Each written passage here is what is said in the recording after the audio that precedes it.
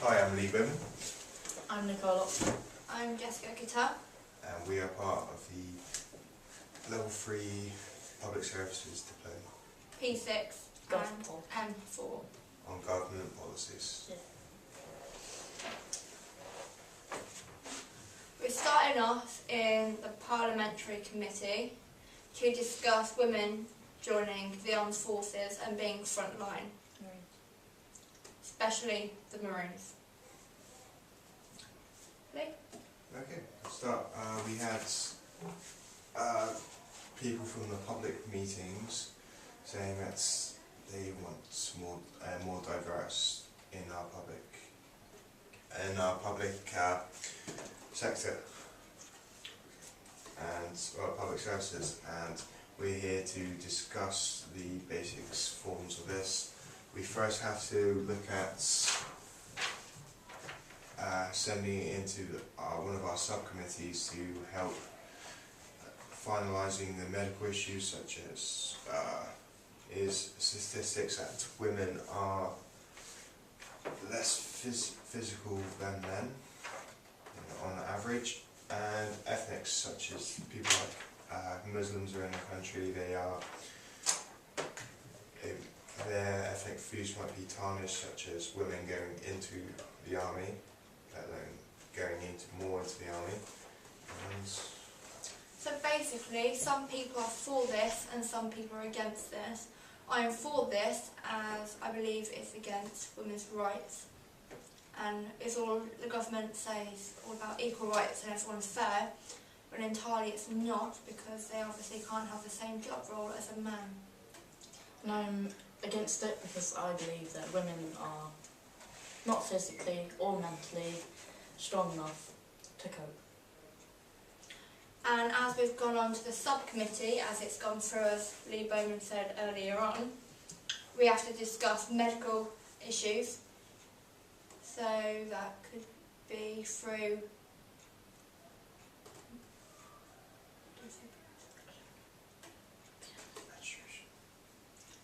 different cycles of women through different times, which could cause an imbalance with emotional boundaries and also difficultness if they are out. Like Leigh also said, with the ethnics, some Muslim cultures, Sikhs, women can't go out and do a lot of things.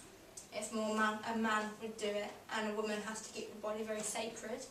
So also if they are in uniform, they are taking off burqas and such things like that, and also being held as a gun, which is what they don't do, except for extremist groups.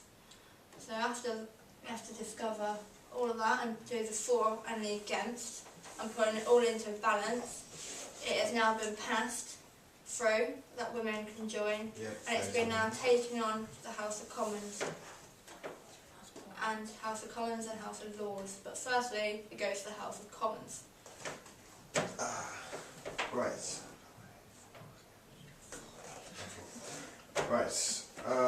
We have got this from one of the Parliament committees down below. They want women to be more into the public services, such as frontline and Marines. I'm for the idea, as it also promotes some type of ethnicity between, obviously, women and women's rights, such as that. It will help us be more into our society if we let them do more in the country.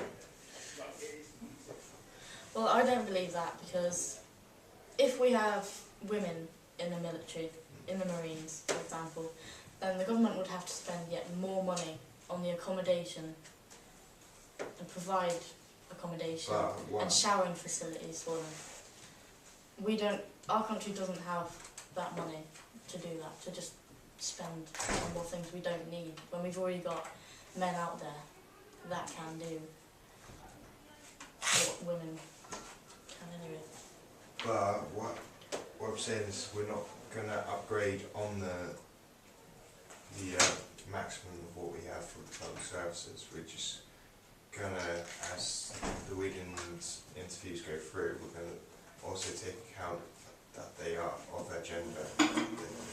not essentially you've got to be a woman, you allow him in actors, that they will be able to enrol into it. Not necessarily we've got to have to make more of a resources for them, we're still going to keep the limit on.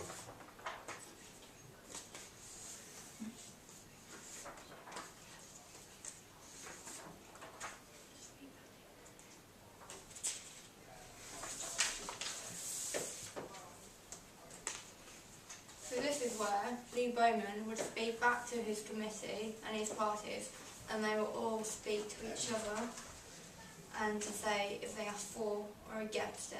They will ask loads of people to raise their hands to see out of all the people in the House of Commons who is for it and who is against it. If many people are for it and the number goes through, it will then get taken to the House of Lords. Where it can actually, the House of Lords can say no, it comes back to us, we perfect it, go back up, and it can take more than a year of just bouncing up and down perfecting the policy. If it gets passed through the House of Lords, if it's been readjusted through different times, it will go from a green paper to a white paper, and this is where it can be finally passed. If it does get passed, and it's a white paper into a bill, after it's been through all of the cabinet meetings, the parliamentary meetings, people going to the public, so through the stage of all of that, we'll have letters, people will be twittering and doing loads of messages from the public to say what their views are on it as well. Also, if there are any problems, there are inquiries that are made into each one, as it does go through the process of drafting, laying it before Parliament readings, the whole voting system to get as many points. And you have a lot of guidance and interaction with the media and the public services, and it's all very mixed in. If we do get passed and it didn't get sent back to the House of Commons, it will get passed obviously through the House of Lords.